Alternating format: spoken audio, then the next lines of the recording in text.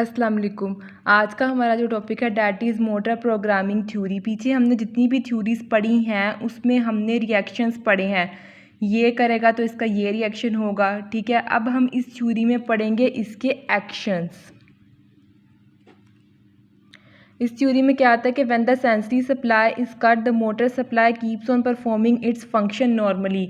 इस थ्योरी का मतलब ये है कि आपका जितना भी मोटर फंक्शन है वो टोटली मोटर ही है। अगर आपकी सेंसरी सप्लाई कट कर भी जाए तो कट कर दी भी जाए किसी भी वजह से ख़राब हो जाए या हम खुद मतलब फॉर एग्ज़ाम्पल आँख पे पट्टी बांध के मतलब चलें तो हमसे चला जाता है। मींस अगर हमारी सेंसरी सप्लाई कट हो भी जाए तो मोटर सप्लाई जो है वो अपना फंक्शन परफॉर्म करती रहती है, उसका फंक्शन प्रिजर्व रहता है। अगर आपके डर्माटोम्स इन्वॉल्व है, मायोटोम्स इन्वॉल्व है, तो क्या आप चलना छोड़ देते हो? फिर भी चलते हो, सब सारा कुछ करते हो। आंखों पे पट्टी बांध दे तो भी आप नॉर्मल फंक्शंस परफॉर्म करते हो। थोड़ा सा मसला आता है बट प्रैक्टिस करोगे तो सीख जाओगे, वो करने लग जाओगे तो टोटली मोटर हो गया, ठीक है। दूसरा ये थ्योरी परफॉर्म की गई कैट्स पे, ठीक है। उनकी सेंसरी सप्लाई को जब कट किया गया तो ये देखने को मिला कि उनके गेट में कोई भी डिस्टर्बेंस नहीं आई, ठीक है। अब ये किस पे डिपेंड करता है, ठीक है, ये कैसे एक्ट करता है, ये डिपेंड करता है हमारे सेंट्रल पैटर्न जनरेटर्स पर। डैट मीन्स कि आप एक चीज़ को परसेप्शन लेने की बजाय डायरेक्ट लर्न कर सकते हो। आप अपने ब्रेन में उसका पैटर्न जनरेट करवाते हो। फॉर एग्ज़ाम्पल आप वॉक करते हो तो अगर सेंसरी स्टिमुलस ख़त्म भी हो जाए तो जो सेंट्रल पैटर्न आपके ब्रेन में स्टोर है, मेमोराइज है, ऑटोनोमस कंट्रोल में जा चुका है, तो वो आपको उसके अकॉर्डिंग मोटर फंक्शन के सिग्नल्स खुद भेजता रहेगा, ठीक है।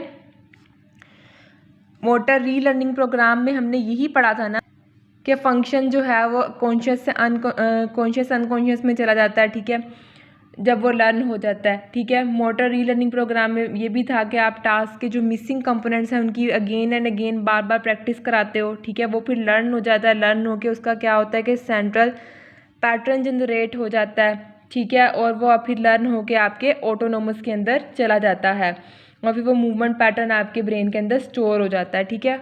इस थ्योरी की क्लिनिकल इम्प्लीकेशन क्या थी? इस थ्योरी की क्लिनिकल इम्प्लीकेशन यही है कि आप मूवमेंट को लर्न करवा सकते हो बाय सेंट्रल पैटर्न जनरेटर्स, ठीक है।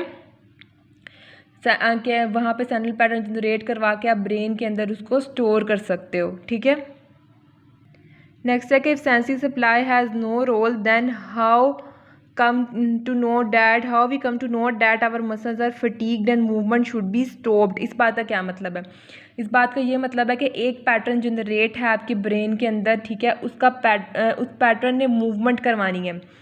सेंसेशन कट भी कर दो तो कोई मसला नहीं है, ना भी, ठीक है, कट करो तो भी सेंसेशन के अंदर कोई सरोकार उसका है ही नहीं मोटर के साथ, ठीक है, क्योंकि जो हमारी ग्रेविटी एक्ट कर रही है मसल्स पे, तो जब मसल्स फटीग में जा रहे होते हैं, हम ज़्यादा काम करते हैं, ज़्यादा एक्ट करने से जो सेंसेशंस भेजते हैं ब्रेन को कि अब थक गया है मसल, आगे मूवमेंट नहीं परफॉर्म हो रही, जिससे आप कहते हो कि विज़ुअल मोटर जाता है कि ब्रेन को सिग्नल जाता है कि मसल अब मज़ीद काम नहीं कर सकता, इसको स्टॉप कर दो।